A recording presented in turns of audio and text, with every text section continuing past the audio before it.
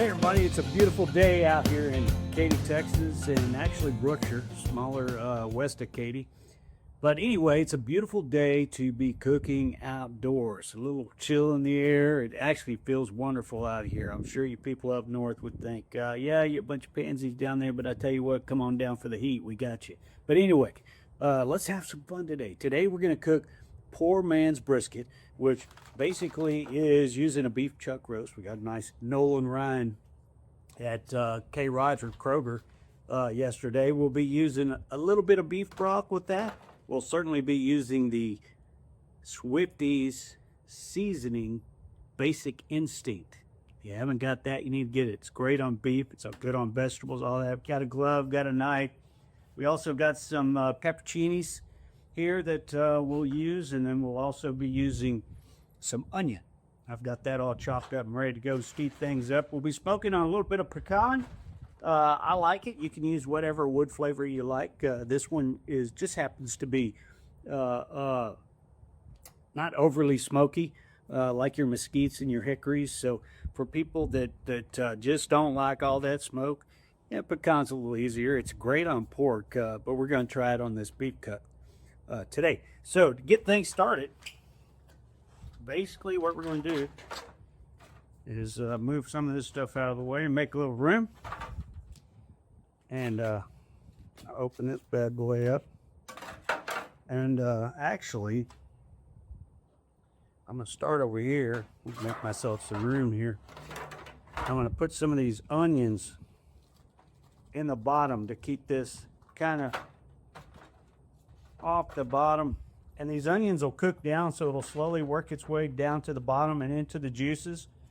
But anyway, I'm just going to lay a few at the bottom to keep it from scalding the bottom. I'll actually probably put some on top. Looks something like that.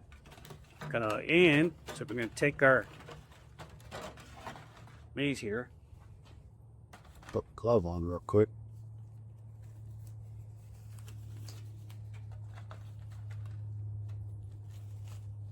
It's a nice cut of meat. Check that bad boy out. Oh yeah. So we're going to lay it on top of that. No real need to cut any of that up. The fat renders down. You can set this over here for now. The fat renders down real nicely, so you don't have to worry about that. Now I'm going to take some of this beef stock and add it to the bottom. We got the pit going. I will, like I said, add some wood chips. I got some charcoal in there. We got it up to a nice 250. You want to cook this slow, and much like you would a brisket. Take your time with it. Put a little moisture in there just to keep it from drying out. Get a tremendous amount of that. It'll make its own juices as it cooks. And then we will certainly take this safety tab off. Add some of this Basic Instinct.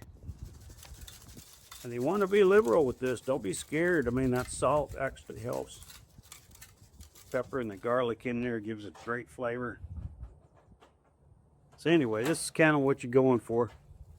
Something much like that right there. Then I like to take some of these pepperoncinis, and I'm actually going to dump them in this bowl so I can get them out easier with the tongs. The pepperoncinis, actually, just kind of scatter them across the top. Like so. And I will also, I'm losing all my stuff here, add some onions to that, just because I have some extra left. Those on the top. And like I said, the sucker's right at about 250. I'm going to take my tongs out here. I'm going to add a little bit of wood, move my grill over to give us that nice smoky flavor. Don't need them that big.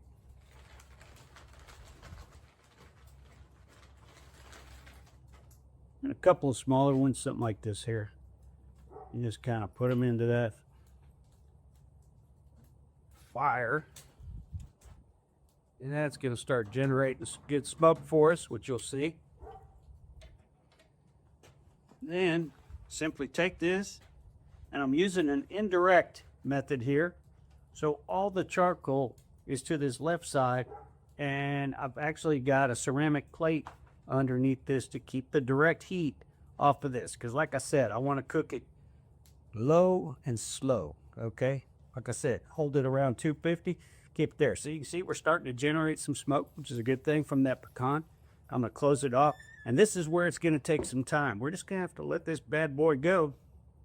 Adjust my damper there. Everything's looking good. And I'm going to kind of clean up here a little bit, and I'll see you a little bit later to check on this bad boy. Okay, here we are. It's been about 3 hours since we put this bad boy on. It's time to check it. Take a look. You can see we're doing really well. The juices have developed, and everything still looks real juicy. I'm actually going to take it right now, though, and baste a little bit more moisture on top, because what we're going to do next is cover it. Let me check the temperature real quick and see where we're at. Typically, you want to cover it around 165, 170. And right now, we are sitting at 174. So, it's definitely time to wrap. And what this is going to do is it's going to speed the final stages up. And it's going to help that fat render down and loosen this meat up and make it really, really moist and tender. We're also going to seal in the juices, so it's just going to get very, very moist. That'll probably take, not too terribly much longer. It could take a couple hours if it decides it's going to try and stall or something like that on us, which happens. But like I said, this is one of those deals where you take your time, you enjoy a beer, hang out with friends, talk.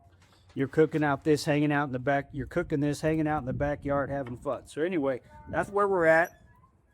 Our temperature is still good on the pit. It was actually holding at about 260, 265, which is fine. Definitely want to keep it below 275 if you can. That being the high side, and like I said, 250 on the low side. Anyway, we'll check back in a minute and see what's going on. Okay, an hour later, let's come and check this bad boy out. See what it looks like. Oh yeah, that's looking mighty fine, mighty fine. I'm gonna go ahead and baste it a little bit more. Still looks pretty juicy. Let's go ahead and take a temperature. I think it's ready to come off. See what we can get here.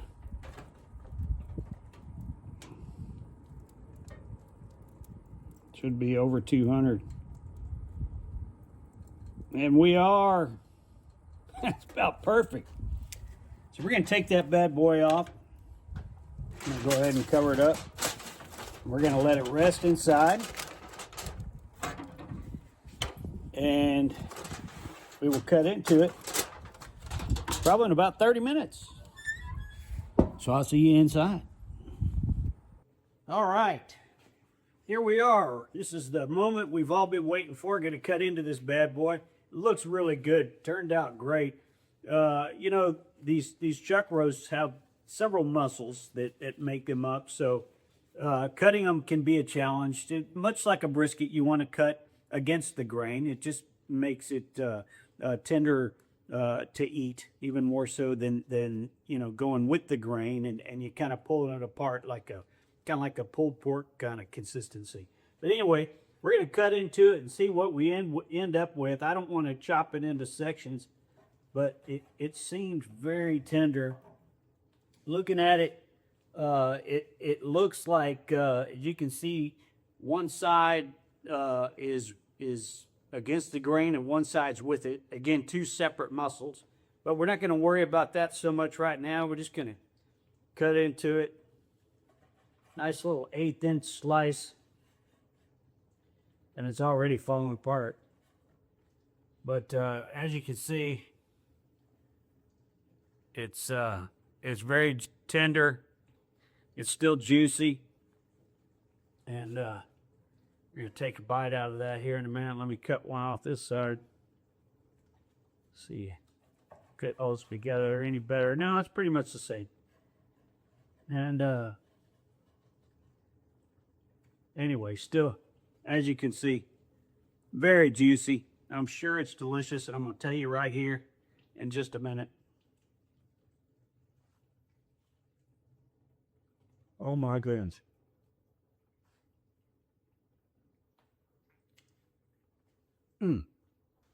That wonderful beef flavor all the way through the meat. It's got that nice little end bite from those pepperoncinis we put on there, as you remember. You don't have to use those. I like it with a little bit of tang. And so anyway, we went ahead and put it on there. But this is all ready to go. You can serve this with vegetables. You can put it on a sandwich. You can do basically whatever you want with it. It's very much like a brisket. You make it unique with the flavor. We use the Basic Instinct, SPG, basically salt, pepper, garlic, and added the pepperoncinis and the onions, and that's it. We've got that delicious gravy back there that we could thicken up and use that on it as well. But I'd say another success. So I hope you like what you're seeing, and I hope you continue to follow us. Again, SwiftSpiceCo.com, Swifty Spice Company. Check us out if you haven't already. Get you some good spices and get in on some of this fun. We'll see you next time.